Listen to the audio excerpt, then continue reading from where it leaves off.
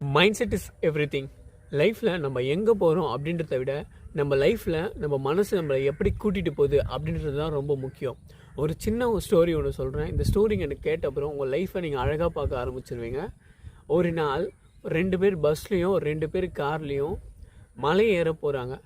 அப்போ பஸ்ஸில் போன ஒருத்தர் என்ன சொல்கிறாருன்னா, ச்சே, என்கிட்ட காரே இல்லையே, நான் எப்போவுமே பஸ்லேயே போயிட்டு இருக்கேனே, நான் எப்போ தான் கார் வாங்கணும் அப்படின்னு சொல்லிட்டு புலம்பிகிட்டே போகிறாரு மவுண்டைன். பட் இன்னொருத்தர், ஐயா எனக்கு ஜாலியாக இருக்குது, எனக்கு எந்த கவலையும் இல்லை, நான் ரிலாக்ஸாக வரேன், நான் பஸ்ஸில் உட்காந்துட்டு ஃப்ரண்ட் ஷீட்டில் பஸ்ஸில் உட்காந்துட்டு அந்த ஜன்னல் ஓரத்தில் காற்றை ரசிச்சுட்டு பாட்டு கேட்டுட்டு நான் ஜாலியாக வரேன், நான் ரிலாக்ஸாக இருக்கேன், என்னை டிரைவரு சேஃபாக எடுத்துகிட்டு போய் மவுண்டனுக்கு சேர்த்துருவார், நாங்கள் போய் நான் ஜாலியாக இருக்க போகிறேன் அப்படின்னு சொல்லிட்டு ஒரு மைண்ட் செட்டுட்டு போகிறாரு.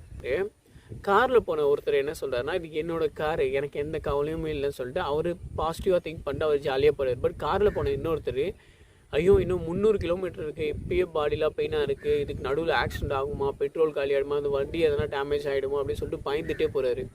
பட் நீங்கள் நோட் பண்ணிங்கன்னா இவங்க 4 பேருமே மலைக்கு தான் போகிறாங்க. மலைக்கு போயிட்டா இவங்க எதில் வந்திருந்தாலுமே, ட்ரெயினில் வந்திருந்தாலும், பஸ்ஸில் வந்திருந்தாலும், பைக்கில் வந்திருந்தாலும், காரில் வந்திருந்தாலும், ஃப்ளைட்டில் வந்திருந்தாலும் நடந்து தான் போகணும். ஸோ இவங்க வந்த காரணம் என்னென்னா, அந்த மேலே ஜாலியாக மலையை ஏறி என்ஜாய் பண்ணிகிட்டே போகணும்னு சொல்லிட்டு தான். பட் இங்கே கஷ்டப்பட்டு வந்த 2 பேரும் அதே கஷ்டத்தோடவே மேலே புலம்பிகிட்டே ஏறி போனாங்க.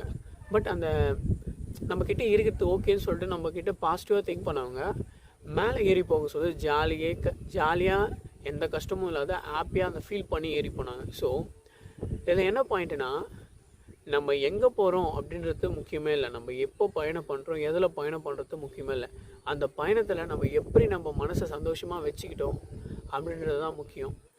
Mind set is everything. So எப்போவுமே பாசிட்டிவாக நினைங்க.